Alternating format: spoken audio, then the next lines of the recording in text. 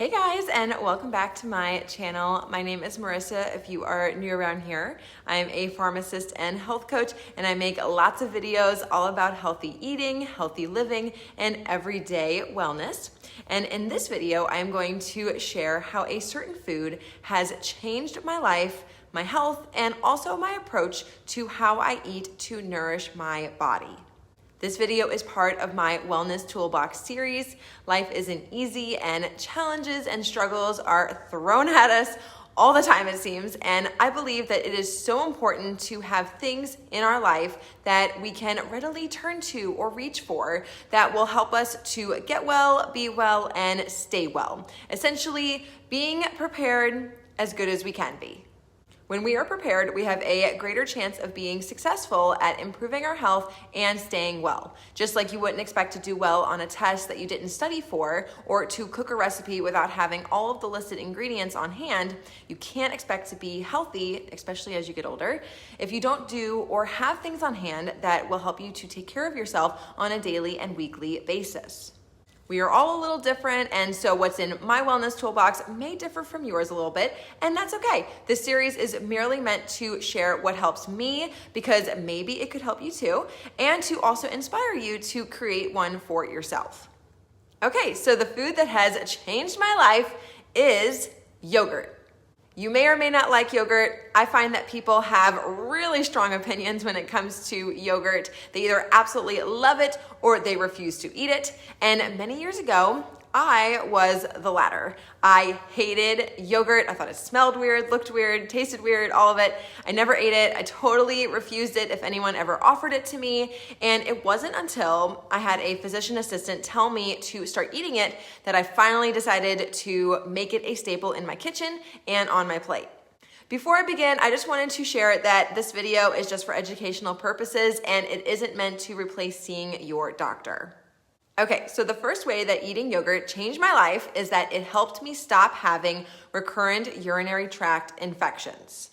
I first got my menstrual cycle when I turned 13, and with that came truly awful recurrent yeast and bladder infections. I went to several different doctors. They prescribed me various medications, including antibiotics, and it took a while before I was finally prescribed a drug that worked well and took care of the infection.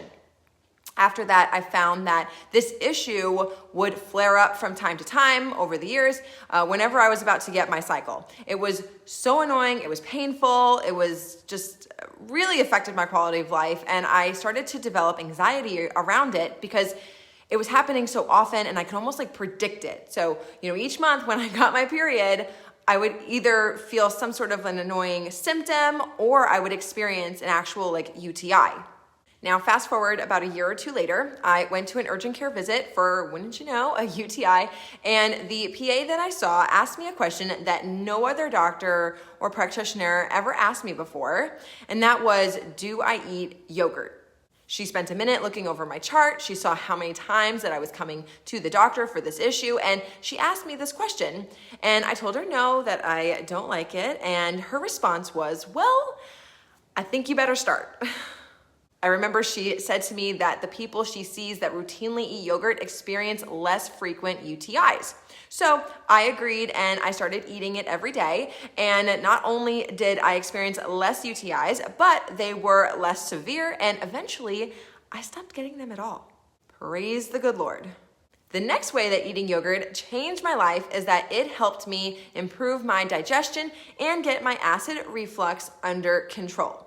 When I was in pharmacy school, I had awful acid reflux. I was super stressed. I wasn't sleeping enough. I wasn't eating healthy. I got out of the habit of eating yogurt because I had the UTI thing under control. And I was taking lots and lots of ibuprofen for headaches, which is notoriously known for causing negative gastrointestinal side effects.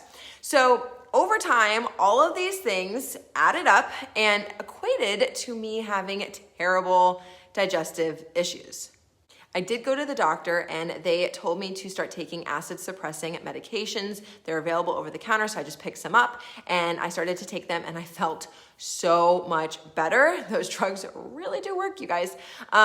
So I took them for about a month and then I stopped them and the pain just came flooding back. It was truly awful. And so I went back to the doctor for a checkup and she told me that I just hadn't taken the drugs long enough and to just continue taking them. Like indefinitely. Like she never really gave me an end date. And since they are available over the counter and I was super stressed out at the time, didn't have time to really think about it, I just went ahead and started taking them indefinitely. And I didn't really need to talk to her about it at that, point because again, they were available over the counter. So I didn't need her to write me prescriptions all the time. Then fast forward a couple of months when I was in my Pharmacotherapy class in pharmacy school, which is a class that is all about the treatment of various disease states. We got to the digestive section and I was super excited. I felt like I had dealt with a lot of things and so my ears really perked up and I learned all about the treatment of chronic acid reflux, which is what I had, as well as the potential long-term adverse effects of taking acid suppressing medications. At that point, I just knew that I needed to figure out a way to get myself off of this medication that I was taking. But every time I stopped taking it, I couldn't. I experienced so much pain, it just came flooding back pretty much immediately.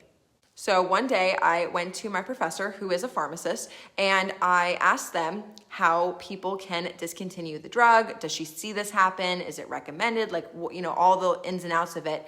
And she said that those that are recommended to, try to get off of the medication gradually do so by tapering off of the drug. So I was super hopeful at this point, and I went back to my doctor and told her that I wanted to stop taking this medication. It had been a long time, and I really wanted to do this taper that I had talked to my professor about. And she agreed that that was best for me and the point in my life, and she agreed to help me to do it. And so I started to do a taper, gradually tapering myself off of the medication, and it was not an easy process at all. And I quickly learned that in order to be successful at this, that I was going to also have to start making some dietary and lifestyle changes. I did some research and I found this book here. It's called Eat Dirt by Dr. Josh Axe. This book is amazing. It was so helpful for me in my gut health healing journey, and I highly recommend it if you are looking to improve your health. It helped me learn about what foods to eat, what foods to limit in order to improve my gut health. And it's not just about acid reflux. He really talks about leaky gut in here, and I think that a lot of people can get great benefit from it just in general with gut health. It also contains some lifestyle recommendations in here, which I found to be incredibly helpful because remember at the time I was super stressed out, I wasn't sleeping, I was just kind of a hot mess. And so those were very helpful to me. Now, I didn't follow everything in here to a T, but I still got tremendous benefit from it. And I think that anybody who is looking to improve their gut health would really greatly benefit from this book. And one of the things that Dr. Axe really emphasizes in this book is how important regularly consuming fermented foods are. The easiest, most affordable fermented food that I saw listed in this book, as well as that I could find at my grocery store and take with me on the go to school and to work and everything, was yogurt. So I brought it back to my daily diet. Now, it wasn't the only food change that I made at this time. Like I said, he has a lot of food recommendations in here, so little disclaimer. But I did notice that my stomach felt so much better after eating it. Over time, the drug taper and the lifestyle modifications really worked, and today my reflux is under control and I don't take any daily acid-suppressing medications. At the time, I was eating yogurt religiously, I would not go a day without it. But now that my acid reflux is under control, I don't necessarily eat yogurt every single day religiously. I love yogurt, I eat it all the time, but it's not every single day.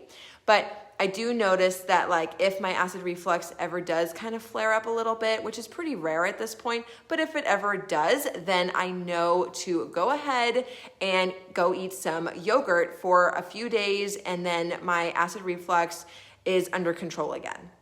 So eating yogurt has helped me to clear up my UTIs, and it has helped me to improve my gut health and help me manage my acid reflux naturally. From my experiences, I have truly come to believe that food is medicine, or it can require you to have to go and take medicine. And I know that my experiences have shaped how I view health and wellness today.